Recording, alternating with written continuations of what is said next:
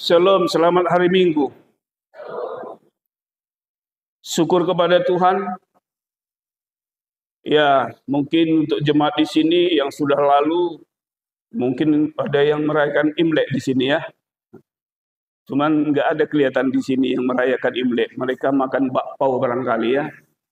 Ya, jadi kita juga mengucapkan gong sifat saya lah kepada orang itu, supaya hidup mereka tetap kaya-kaya dan makmur-makmur, sehat-sehat. Dan beberapa hari ini lagi, 3 hari lagi ya, kita akan mengadakan pesta demokrasi. Ya, untuk memilih siapa yang kita sukai. Jadi jangan kita bergaduh gara-gara orang cari kerja ya. Nah, semua kita beda pilihan masing-masing, sama seperti kesukaan kita. Ada karena pemilihnya dia pilih, jangan pemaksaan. Ada pemilihnya dipilihnya, ada saudaranya dipilihnya, ada karena uang sudah diterima dipilihnya. Ya macam-macam lah dasar kita untuk memilih kan. Ya, unang berbedaya lah dipilihannya. Nah, semua kita bersaudara bersatu. Beda pilihan itu adalah baik dan itu sangat bermakna bagi kita. Jadi unang alani halakan berbedaya kita. Untuk itu saudara-saudara, semoga nanti kita tetap mengharapkan apa yang terjadi dalam pesta demokrasi. Pokoknya kita semua berharap semua baik-baik dan aman-aman saja, tidak terjadi sesuatu yang merusak tatanan persaudaraan kita. Saudara-saudaraku yang diberkati oleh Tuhan, minggu ini sabda Allah kembali diperdengarkan buat kita.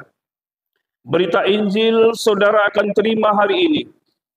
Untuk itu judul khotbah kita adalah muliakan Tuhan Yesus dan setialah mendengarkan Dia. Jadi ada 2 ajakan bagi kita. Pertama untuk memuliakan Tuhan Yesus. Yang kedua, setialah mendengarkan Dia. 2 bagian harapan Tuhan bagi kita ini menguatkan saudara dan saya, supaya dalam kehidupan kita sebagai anak-anak Tuhan memang diajar untuk belajar tetap memuliakan Tuhan, menghormati Tuhan, mengagungkan Tuhan. Dengan cara apa kita memuliakan Tuhan? Ada banyak nanti caranya bagaimana kita menunjukkan sikap kita yang menghargai Tuhan, menghormati Tuhan, mengagungkan Tuhan, memuliakan Tuhan, supaya kita juga akan termulia. Dan bagaimana kita mau belajar mendengar untuk hal-hal yang baik dari sabda Tuhan, yang menguatkan kita, yang memberikan kepada kita kekuatan, itu akan diterima oleh siapa yang mau mendengarkan sabda Tuhan. Saudara-saudara, hari ini kita mau belajar bagaimana menghormati Tuhan dengan tulus, dan juga sekaligus ketika kita menghormati Tuhan, mengagungkan Tuhan, memuliakan Tuhan, itu juga imbasnya kita ikut juga memuliakan sesama manusia. Sebab hakikat kita sebagai makhluk Tuhan, ketika kita sudah menerima kemuliaan Tuhan, kita juga harus belajar berdampak bagi orang lain, berdampak bagi keluarga kita. Itulah kekuatan ketika kita mau mendengarkan firman Tuhan. Dan itu diceritakan lewat Injil hari ini buat saudara. Bagaimana cerita tentang Yesus yang dimuliakan di atas gunung. Gunung ini menurut kepercayaan dulu adalah tempat yang mulia, tempat yang suci. Ketika Yesus mau berdoa, dia pergi ke tempat yang sunyi, ke tempat yang tinggi. Dia mengajak muridnya, Yohanes, Petrus, dan Yakobus, supaya bersama-sama untuk retreat, untuk mengasingkan diri. Jadi kalau ibu kita lihat sudah pergi retreat jalan-jalan, ya bukan mau jalan-jalan aja tujuannya sebenarnya kan. Mari kita mau tetap belajar mengasingkan diri, bagaimana kita mau berdoa, bagaimana kita mau introspeksi diri, bagaimana kita mau mengagumi ciptaan Tuhan. Nah itulah retreat itu, mengasingkan diri dari tempat yang ramai ke tempat yang sunyi, supaya tenanglah hati kita, supaya damailah hati kita. Ibu-ibu yang sudah pulang retreat, ada damai atau tambah ngamuk? Atau tambah gak karuan lagi? Ya mudah-mudahan ya, bagaimanapun proses pembentukan diri itu memang harus dengan secara lambat laun. Mudah-mudahan dengan retreat, ibu-ibu baik yang ikut, baik yang tidak ikut, ya tetap menjadi, ya kalau bahasa Karonya, kemerahan luar biasa katanya. Ibu yang luar biasa, nande si luar biasa kamu kerina. Itu orang yang mau tetap hidup di dalam persekutuan dengan Tuhan. Ini juga yang ditekankan bagaimana Yesus mengajak murid-muridnya untuk bersama-sama mengasingkan diri untuk berdoa. Dan di dalam saat itulah terjadi sesuatu yang sangat mengagumkan yang disaksikan oleh Petrus, Yakobus, dan Yohanes. Ada sesuatu yang luar biasa, spektakuler. Mereka nggak pernah melihat itu. Sehingga mereka sangat kagum, plus takut. Takut. Mereka melihat, tadi mereka berempat ada berjalan naik ke gunung. Tapi ketika ada suatu momen, kesempatan, Yesus kok sudah bertambah 2 orang. Seorang yang dipakai Allah untuk menyampaikan sesuatu yang diinginkan Tuhan, yang bernama Musa dan Elia. Elia apa Elia? Eli. Eli apa Elia? Siapa tadi itu? Elia ya? Bukan Elia. Kalau Eli itu yang waktu Samuel ya. Waktu Eli bersama dengan Samuel yang kecil, dia katakan, ya kalau ada nanti suara memanggilmu Samuel, bilang, Tuhan ini aku, berbicaralah. Jadi Samuel juga dipersiapkan mendengarkan apa kata Tuhan. Saudara-saudara, yang mereka saksikan adalah sesuatu yang luar biasa. Yesus bersama 2 tokoh perjanjian lama, yaitu Musa dan Elia. Mereka, Petrus melihat bahwa sangat luar biasa sinar. Yesus itu bersinar, bajunya putih, yang katanya di tukang laundry manapun di dunia ini nggak bisa memutihkan begitu pakaiannya. Jadi mereka sangat terkesima. Dan di samping rasa takutnya, murid-murid Petrus mau mengatakan, nggak tahu lagi mereka mau bilang apa. Petrus mengatakan, Tuhan Yesus, biarlah kami buat di sini 3 kemah ya. 3 rumah. 1 untuk Yesus, 1 untuk Musa, 1 untuk Elia. Supaya ketika nanti manusia itu mau memuji Tuhan, mau berdoa kepada Tuhan, mereka ada datang ke tempat itu, seperti ziarah rohani. Ya. Sama seperti saudara-saudara yang pernah jalan-jalan ke Yerusalem, Bethlehem, dan Jordania, ya melihat di situ Yesus lahir, di situ di Sungai Jordan Yesus dimandikan, disitulah dia macam-macam lah semuanya di situ. supaya mereka berziarah di situ, supaya mereka bisa melihat bahwa di situ Yesus pernah ada, di situ Musa pernah ada, di situ Elia pernah ada. Saudara-saudara, apakah itu yang diinginkan Tuhan? Karena itu minggu sekarang disebut minggu transfigurasi. Bagaimana Yesus berubah, ada cahaya kemuliaan. Minggu transfigurasi ini mau menunjukkan kemuliaan Tuhan yang sebenarnya. Tapi apakah manusia nanti cukup untuk menerima kemuliaan Tuhan? Saudara-saudara, saat itu Yesus enggak butuh pengakuan. Yesus enggak butuh dia dimuliakan. Yesus enggak mau dia disanjung. Yesus enggak mau dia diperlakukan sesuatu yang seperti luar biasa.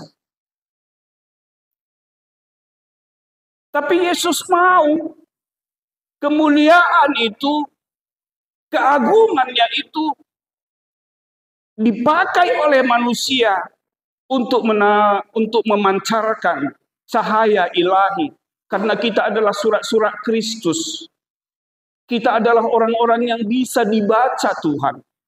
Sebenarnya berita Injil itu ada dalam hidup kita, dalam perlakuan kita, dalam ngomongan kita. Itu yang dilihat orang bersinar dari kita kepada orang lain, supaya orang lain juga mempermuliakan kita. Beda dengan manusia ya. Manusia pengennya disanjung aja terus. Diangkat-angkat terus. Maunya dimuliakan terus. Ya sama seperti pejabat, maunya dimuliakan. Jalan dia pakai karpet merah. Semua disanjung, anak-anak sekolah diliburkan supaya berjejer semua. Itu tandanya ya dimuliakan. Manusia begitu sifatnya. Kita juga begitu, saudara dan saya juga kadang-kadang perlu disanjung. Sangat marah kita kalau kita dihina, dicaci, dibully. Kita sangat gak suka. Kita sangat suka dihormati. Supaya saudara dihormati, hormati juga lah orang lain. Supaya saudara disanjung dan dimuliakan orang lain juga muliakan jugalah. Jangan mau kita aja, jangan berhenti sama kita. Dari sinar Kristus yang ada di dalam kehidupan kita, terpancar dalam kehidupan kita. Saudara-saudara, itulah yang diinginkan Tuhan Yesus bagi kita. Bukan disediakan tempat di mana orang mau datang untuk ziarah, untuk melihat di situ loh pernah Yesus bersama dengan Elia dan Musa. Bukan Yesus itu yang menginginkan. Karena itu setelah dimuliakan di atas gunung itu, Yesus turun bersama dengan murid-muridnya. Artinya apa? Artinya kita juga ketika sudah melihat Yesus dimuliakan dalam kehidupan kita, kita terima kemuliaan Kristus, lalu kita mau belajar memuliakan diri, memuliakan orang lain, memuji istri, memuji anak, menghormati saudara, menghormati bibi si matua. Jangan dihina-hina si matuanya karena nggak ada sama dia. Saudara-saudara, itu yang mau Yesus inginkan dalam hidup kita.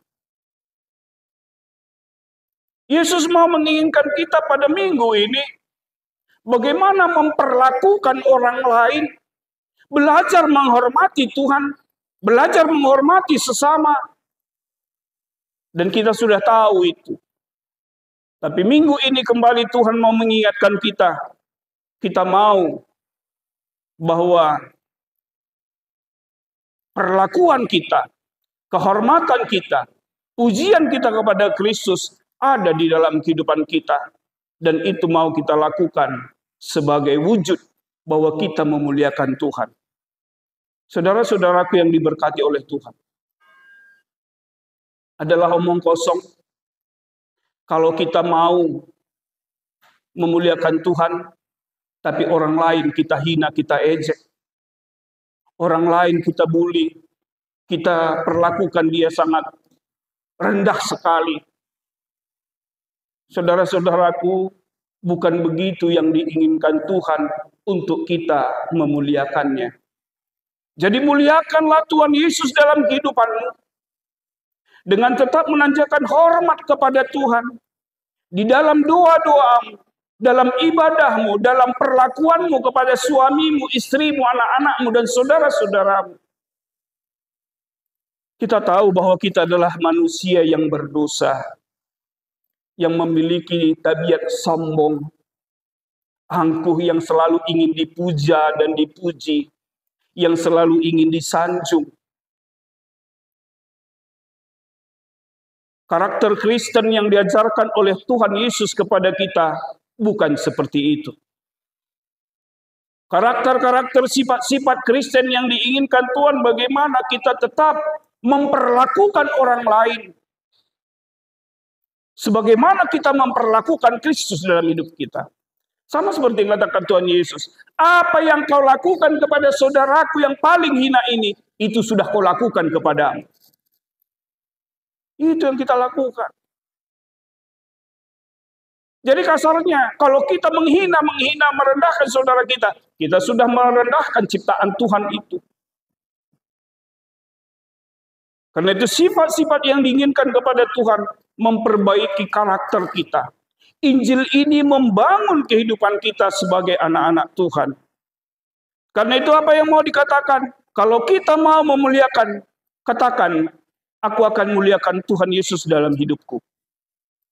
Kalau saudara mengatakan itu dalam hidupmu, maka ada dorongan, keinginan bagi kita untuk bagaimana menghormati Yesus, menghormati Tuhan, memuliakan Tuhan dalam hidup kita. Itu juga kita belajar untuk memuliakan teman kita. Supaya nggak ada lagi pertengkaran. Supaya nggak ada lagi gap, pemisah antara kita dengan orang lain. Dan itu susah. Tapi apakah kita tidak bisa? Tuhan katakan hari ini buat saudara dan saya. Bagaimana kita mau menghapuskan sekat-sekat pemisah itu. Di dalam Kristus ada kemuliaan, kemuliaan Kristus terpancar dari kita, dan itu juga akan diterima oleh orang lain. Selanjutnya yang bagian kedua, apa yang Tuhan katakan? Setialah mendengarkan Dia. Saudara-saudara yang diberkati oleh Tuhan, ketidakmampuan manusia sekarang ini malas mendengar. Maunya katanya saja yang didengar. BGAU makatai, ya kan begitu. Kita ingin supaya cakap kita didengar orang lain. Apakah kita juga mau mendengarkan cakap Kristus bagi kita? Apa yang kita inginkan ketika dengar? Buka kuping itu. Apa yang kubilang tadi? Apa yang kita inginkan dari situ? Supaya dia mendengar apa yang kita katakan baik. Pertanyaannya, apakah kita juga mau mendengar suara Kristus dalam hidup kita? Apa yang kita dengar hari ini, Bapak, Ibu, saudara-saudaraku yang diberkati oleh Tuhan, apakah itu tinggal dalam kehidupan kita, atau masuk kiri keluar kanan, atau sama sekali tidak ada yang kita dengar? Saudara-saudaraku yang diberkati oleh Tuhan, dalam ilmu pendidikan selalu dikatakan, siapa yang suka mendengar, maka bertambahlah pengetahuannya. Tapi orang yang tidak mau mendengar, dia tidak bisa berbicara. Mohon maaf seperti yang katakan, kalau kadang tunarungu tidak mendengar, dia akan susah untuk berbicara. Ketika kita juga tidak mau mendengar apa kata Tuhan, omongan apa yang bisa kita sampaikan? Nasihat baik apa yang bisa kita mau sampaikan? Sedangkan kita nggak mau mendengar. Tangihom bagaimana? Begitu nia. Itu yang dikatakan Tuhan. Ini anak yang kasihi, dengarkanlah dia. Tuhan menginginkan kepada kita ada orang sebagai panutan kita. Kristus dengan berita kabar baik, berita kerajaan surga mau disampaikan buat kita. Karena itu mari kita mau dengarkan suara Yesus kedengar. Ya, kita nyanyikan itu nanti kan. Ada lagunya nggak di situ? Nggak ada. Ya, lain kali aja kita nyanyikan. Suaramu ku dengar memanggil diriku. Kalau kita mau mendengar apa yang dikatakan Tuhan dalam kehidupan kita, maka bertambahlah iman dan pengetahuan bagi kita. Karena itu sering-seringlah mau mendengar. Mendengar firman Tuhan lewat handphone sekarang banyak firman Tuhan. Mendengarkan apa nasihat orang tua kita, anak-anak dengarkanlah. Nasihat kita nasihat yang disampaikan para orang tua kita sebagai anak, marilah kita mau mendengarkannya. Jangan terus melawan, dinasehati melawan. Ya, kan begitu. Untuk itu Bapak Ibu Saudara-saudaraku yang diberkati oleh Tuhan. Ketika kita mau diingatkan Tuhan lewat judul khotbah kita memuliakan Tuhan Yesus dan setia mendengarkan Dia. Ini adalah dua bagian yang minggu ini disampaikan Tuhan kepada kita. Karena itu jangan lupa untuk memuliakan Tuhan. Bagaimana kita untuk memuliakan Tuhan? Sama seperti ajakan lagu. Bersinar, bersinar. Kita juga mau bersinar. Jangan redup sinarmu. Kasihmu jangan redup. Cinta sayangmu itu jangan mati karena pengaruh dunia ini. Tapi kita tetap bersemangat, marsigorgor katanya. Bersemangat untuk tetap bersinar, berguna di dalam kehidupan kita, dalam keluarga kita, dalam gereja kita, dalam bangsa dan negara kita. Karena itulah yang diingatkan Tuhan bagi kita, mari kita mau belajar untuk bisa menghormati Tuhan. Jadilah kita ini komunitas, kumpulan GKI Sinabung yang sama-sama untuk belajar menghormati dan menghargai satu dengan yang lainnya. Kalau kita belajar bersama menghormati dan menghargai satu dengan yang lainnya, kita akan hidup di dalam Kristus, dalam kedamaian. Coba kalau tidak ada lagi saling menghormati, saling menghargai satu dengan kita, di mana ajaran Kristus, kasih Kristus ada kehidupan kita. Karena itu siapapun dia, bagaimanapun miskinnya dia, bagaimanapun jeleknya dia, bagaimanapun tuanya dia, kita mau belajar sebagai komunitas, kumpulan yang menghargai dan menghormati satu dengan yang lainnya. Supaya jangan ada banyak penilai-penilai di tempat ini. Supaya jangan ada yang juru-juru konten, yang selalu mau menghakimi, yang selalu mau menyudutkan, yang selalu mencari kesalahan orang lain. Tapi kita mau belajar menghargai dan menghormati. Karena itu, percayalah, jika kamu memuliakan Allah, kamu akan dimuliakan Tuhan. Ketika kamu menghormati Allah, Allah juga akan menghormatimu. Itu akan datang di dalam kehidupan kita. Karena mari kita semua menjadi sahabat, menjadi teman bagi sesama kita, bagi orang lain. Disitulah kita nampak kelihatannya sesuatu komunitas, kumpulan yang berdasarkan kemuliaan Kristus dan mau mendengarkan Tuhan Allah. Tuhan memberkati saudara dan saya supaya kita dimampukan melakukan itu. Kemuliaan Allah akan turun bagimu. Dengarkanlah Dia. Amin. Kita berdoa. Terima kasih Bapa di surga. Sabdamu yang abadi telah kami baca lewat firman-Mu dari Alkitab. Itulah bimbingan